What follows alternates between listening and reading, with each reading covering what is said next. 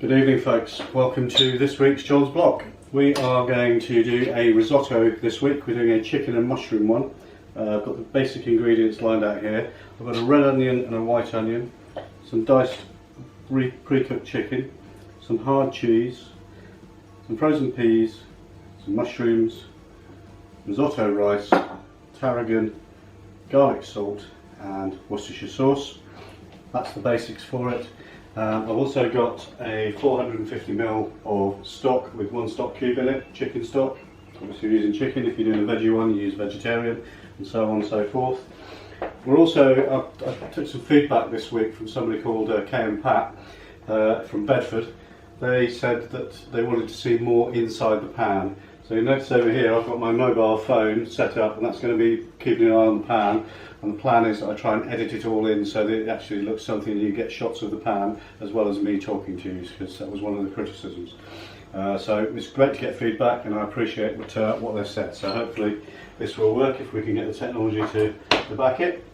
So we're going to turn the pan on full power, number 9. For those of you that follow me, you know number 9 is the magic number. And remember not to stand in front of that camera, otherwise I don't get shots of the pan.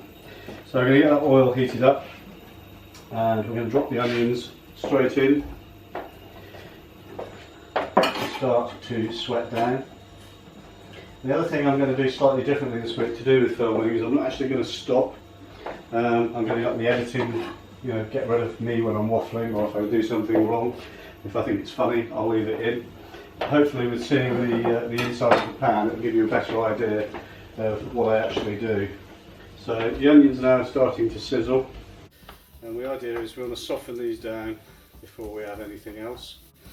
The next part we will add will be the risotto rice. Portion wise, we use an old egg poacher such as that to measure out. One of those is perfect in this household for a portion of risotto rice. You work out, if you're big eaters, you'll need more than that. You've got to work it out for yourself about what you like portion wise. That's up to heat now, so turn that down to number 7.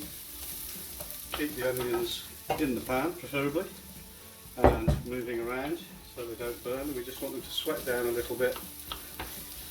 With that, I'm going to get the butter out of the fridge. We put always a little bit of butter in a risotto because it helps with the flavour and the puffing of the rice.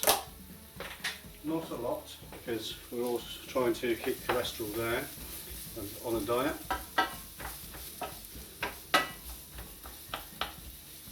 Okay, so those onions are sweating. I'm now going to add a little bit of butter. I say a little bit, sort of, that is enough in our household. You can add as much as you like, but that is more than enough to do what needs to be done with the risotto rice.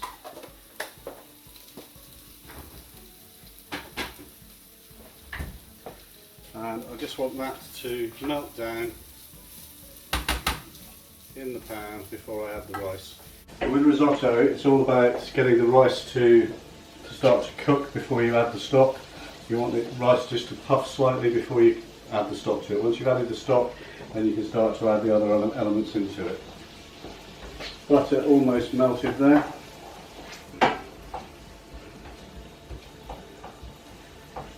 Yeah, almost gone. And gone. So we're now going to just sprinkle this around, scatter it around the pan as evenly as you can. Move your spoon out of the way so you can get it moving. Okay, so that's the rice in. We want to get it coated in the little bit of olive oil and butter mix that's in the bottom of the pan. As I say, you can add more butter if you wish.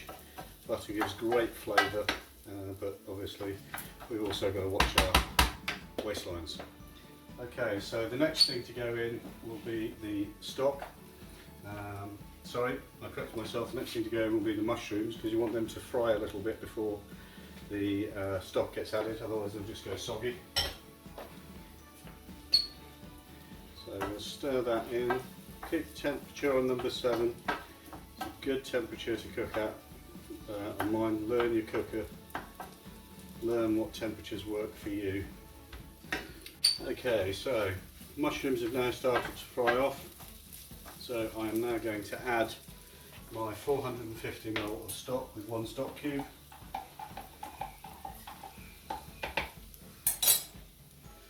And this will start to become a risotto. So that's all good. A little bit of the stock cube there didn't dissolve, so I'm just going to stir that in. I'm going to turn that back up to 9 to get it simmering away.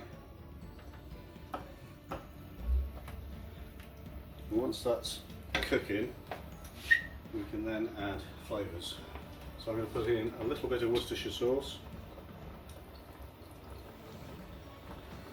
Love the flavour of this stuff. A little bit of garlic. You can use fresh garlic. I've always got garlic salt in. It's quick, it's easy, it's less faff in my view. Some of the chefs will tell you otherwise. And then I'm going to put a little bit of tarragon in. You can use basil, you can use any herb you want. It's whatever flavours float your boat. That's now bubbling, so I'm turn that back down to 7. And the rice will start to cook out. And then the next thing we're going to add is the peas. All good on there.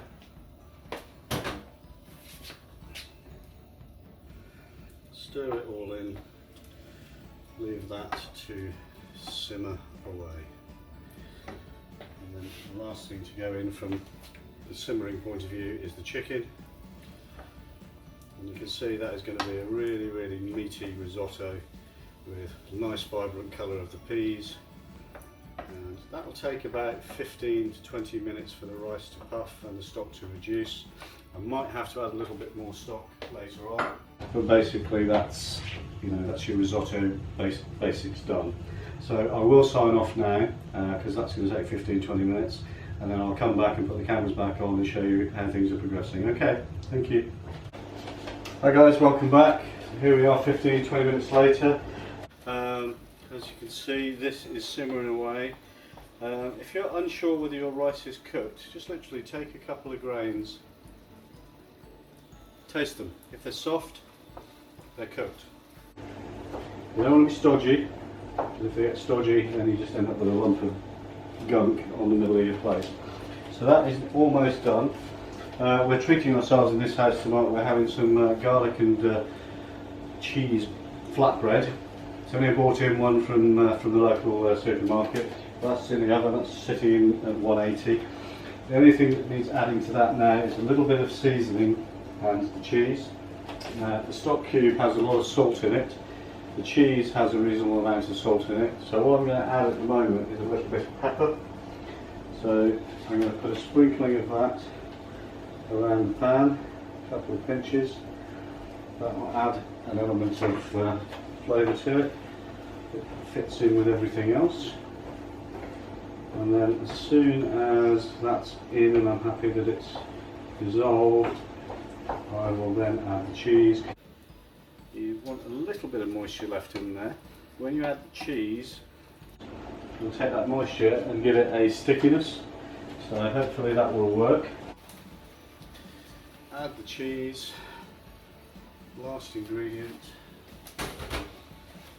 stir that through, and that will make it go lovely and sticky, ready for serving.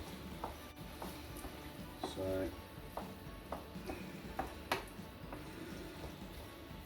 work that through in the pan. And then the last important thing to do is, for the finished article, is to have a little taste. People don't taste their food enough in my view. Having a taste, just get a little bit of everything on there. You need to know whether it's flavoured and seasoned properly. Whether there's anything you need to add. Ooh, a little bit of rice slipped out there, I'll have that.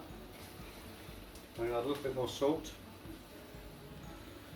It's the first salt we've added outside of what was in the stock cube and everything else that went into it. So we're almost ready to serve. There's 3 of us, so I'm going to get 3 bowls out and get this ready to dish up. As I said, we've got a bought-in garlic bread as well. So I'll have a plate for that, which will go over here ready to be sliced. That is now 100% ready. So while I finish off, I'm going to turn off this camera, get ourselves a spoon to dish up with, and just waiting for the garlic bread now to be ready, and then we can serve that. What I'll do is I will dish up one portion so you can see it.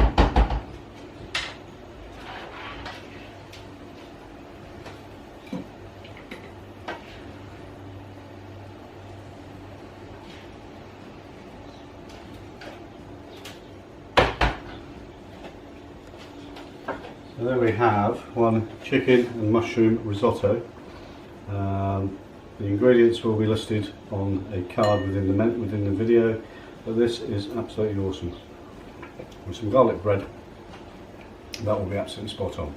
So that's it for this week. We'll see you next week. Next week I've got a very quick, simple TV dinner, which is using a mixture of ready cooked food that you just blend to create something that is very, very nice to sit down with in front of a film with a glass of wine. So we'll see you next week. Take care.